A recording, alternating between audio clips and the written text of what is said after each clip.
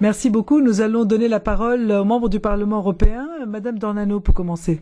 Merci, Monsieur le Président. Monsieur le Ministre, Excellences, comment votre pays envisage-t-il l'intégration centro-américaine?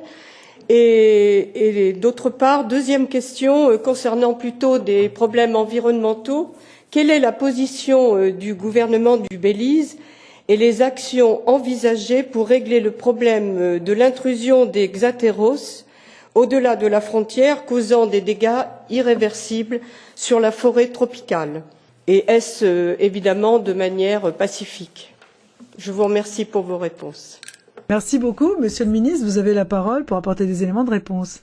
S'agissant de l'abattage illégal des arbres, eh bien, nous lançons des patrouilles sur la zone frontalière.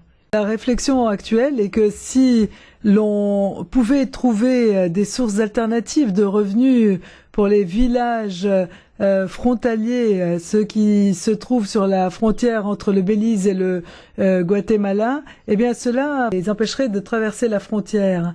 Mais les efforts devraient être consentis par le gouvernement guatémaltèque pour empêcher sa propre population à traverser la frontière. De notre côté, nous ne pouvons pas y faire grand-chose. C'est plutôt au gouvernement du Guatemala d'empêcher sa population de traverser la frontière en leur assurant des sources de subsistance sur leur propre territoire afin qu'ils ne traversent pas la frontière. Je suppose que ce sont les mêmes motivations pour les populations africaines qui vont se rendre en Europe. Des efforts doivent être consentis pour améliorer les conditions de vie dans le pays d'origine.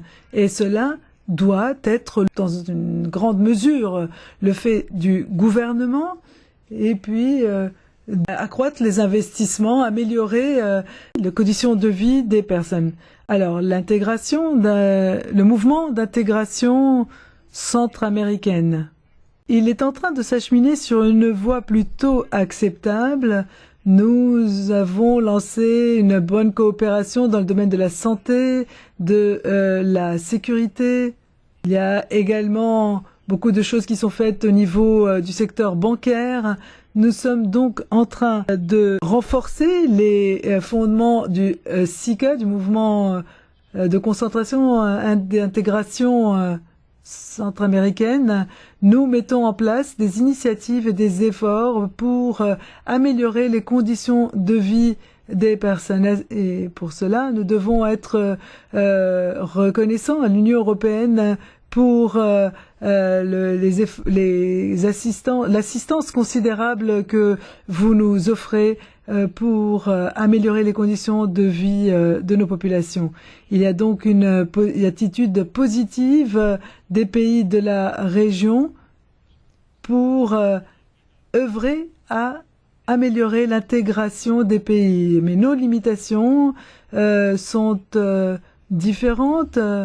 Nous aimerions en faire davantage, mais l'attitude est positive et, à mon sens, les efforts réalisés, les progrès réalisés sont remarquables, à mon sens. Au mois de juillet prochain, nous assumerons la présidence de la SICA.